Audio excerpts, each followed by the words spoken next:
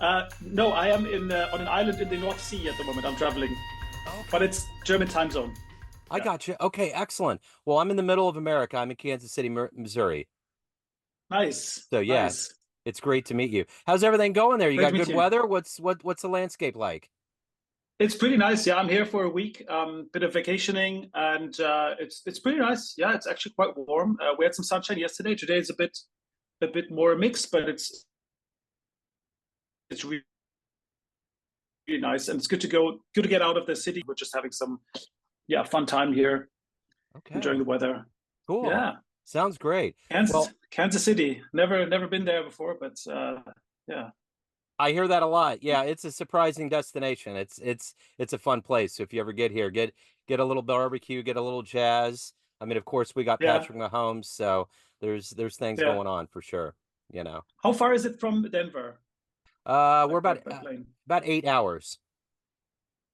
8 hours driving, Yeah. or like okay, But it okay. but it Yeah, it is it's the worst drive in the world, man. You got to go across Kansas, and it is the most oh yeah. uneventful, flat place on the planet. Oh, is it really? Yeah. Oh, Okay. it's so good. I mean, everybody knows Kansas from the Wizard of Oz, right? So That's about the yeah. only thing you need to know. Thanks for inviting me here to this Yeah, to your show.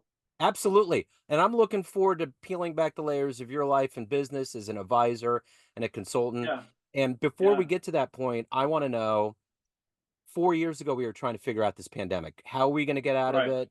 What are right. the lasting effects? Now in 2024, looking back, how did you get through the pandemic and how did it change the way that you do things? Yeah, yeah.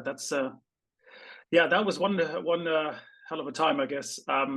It was for me. It was interesting because I had before the pandemic even started. I had decided to leave the one company that I spent almost 15 years working for. It was a big consulting company. So when the pandemic hit, I was fortunate because I had already planned the exit. So I was quite comfortable financially for a while. And also in Germany, you don't have to worry that much. You have a bit of a runway to go. But I plunged into the situation where I left this job. I wanted to become self-employed. I didn't really know how to do it, and that was a tough time. But at the same time, I would say what I really learned and had to learn during that phase was really to get grounded, to really learn about how not to get stressed out about the things that are happening that are outside of your control. That was a big thing. Also, when you have kids, I think it's you worry less about yourself if something happens to you, but you have kids, you worry about them if something happens to you. So there was a lot of mental stuff going on, and it really helped me to, I mean, on the good side, to develop some habits and some types of discipline that I still benefit from now. So let's get to the heart and soul of what you do on a daily basis right now in 2024. I'm going to put you in front of a bunch of grade school kids, third graders. It's career day. And one of the kids says, "Hey, what do you do for a living?" How do you answer them? So I help companies sell more products basically. And my role is like you can picture it if you have a football match and there's two teams. Let's say it's a Walmart team and the what is it, like Trader Joe's team.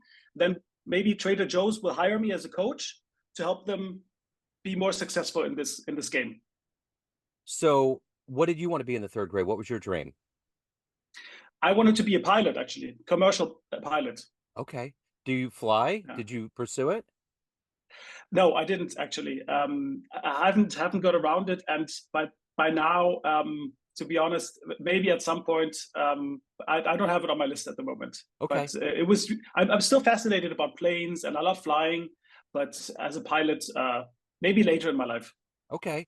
Well, let's get to how you got to this point, how you evolved to this point of helping business leaders. Take me back to where you were born and raised and how these seeds got planted into you that grew into who you are today. Yeah, yeah. So yeah, I was born in Berlin. My parents are both actors actually, and there was yeah, I grew up in a scene in West Berlin which was quite a weird situation. The wall was up.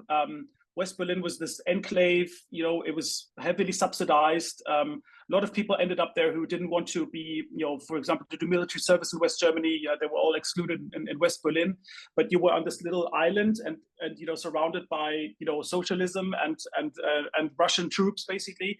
So as a child, you don't really notice it, but looking back now, you do.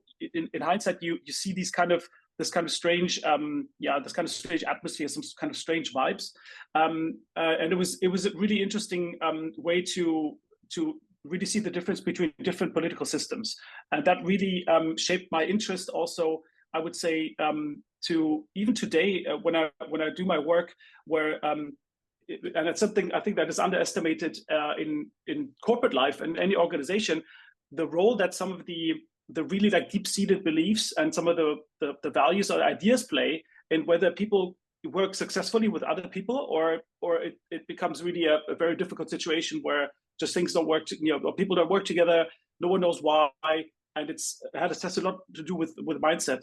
And then I spent some time. I grew up in Berlin. I spent some time in the UK. I was quite fortunate. My parents chose to go to Britain for a few years. So I spent some time there, went to university there, which was amazing. And it was also great to, and that's another parallel I would say to my job. It's great when you taking out of the place that you're born, country, different language, different culture, different people, and I think what it helps is it helps you to develop this ability to take an outside perspective.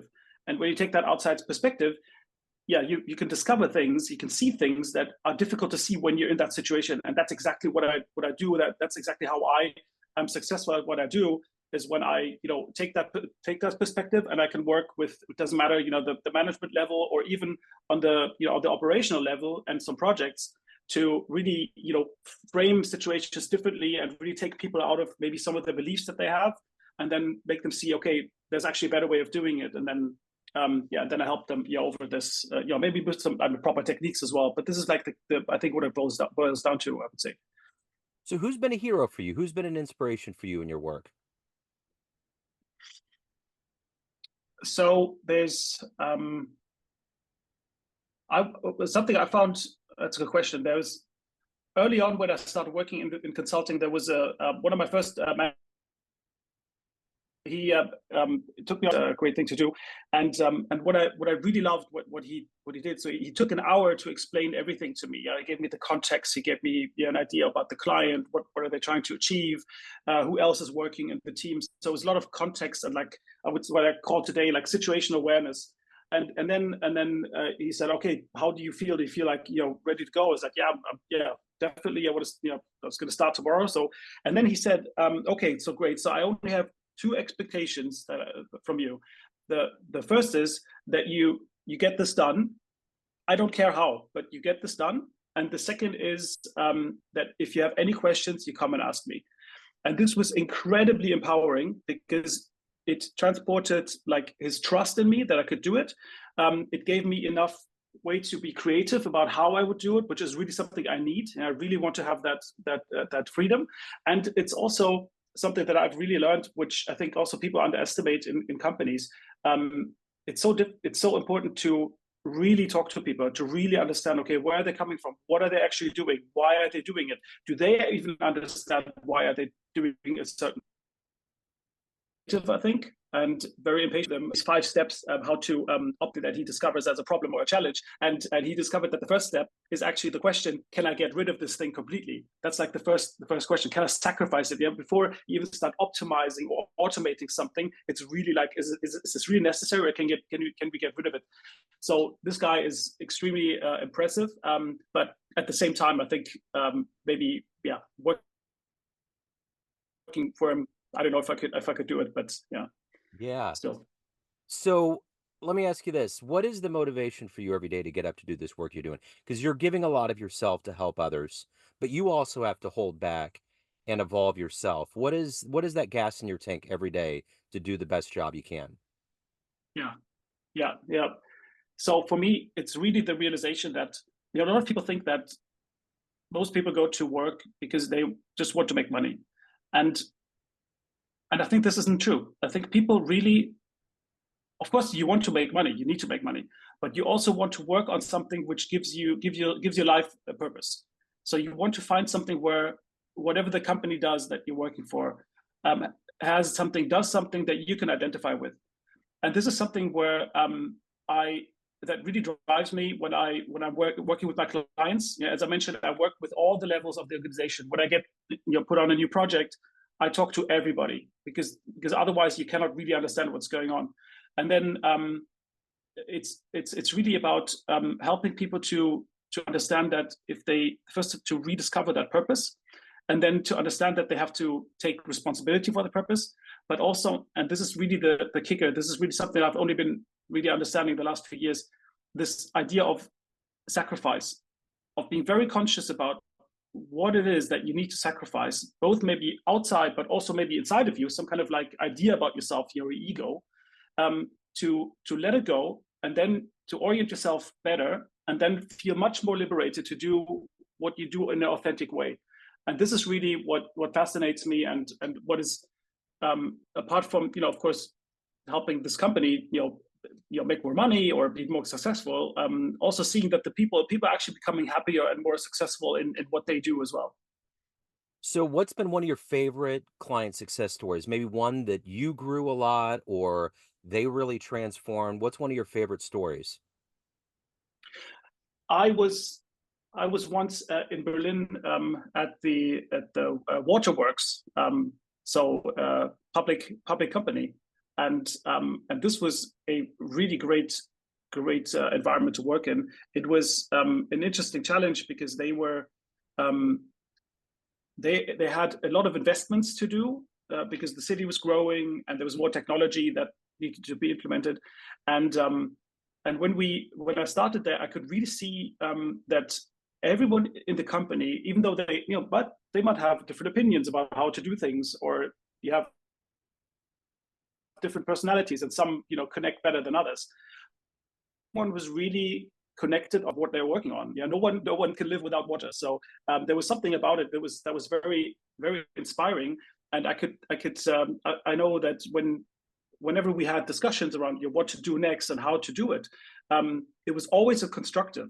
Yeah, and there were some uncomfortable things that had to be discussed, but people were really open to it, and then would talk about it really constructively and say, and even when they would say like, okay, I don't agree, but I'm open to hearing what you have to say, and this was really amazing, and you could tell that it combined like the whole culture and also the management as well. They were really grounded. They were really relaxed. No one ever got angry or mad or stressed or something. It was always collected. It was always purposeful. It was very inspiring. So of everything that you've done up to this point in your career, what are you the proudest of? I think having written my book, "Work Like a Warrior." This was it took me 2.5 years to write that book. It's here. I have a copy here actually, and it's something where I started out writing. Also, and I need to share this as well. I mean, when about 2-3 years before the pandemic, I was getting close to some kind of burnout, I think, and also my marriage was not in a good place. It was actually failing, and so it was a lot of things coming together. And this really forced me to examine more about what is it that I can do, that I need to work on myself to be more grounded, and then also become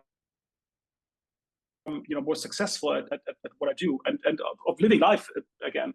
And it was I started to write it almost like as kind of like a venting or like a catharsis type thing.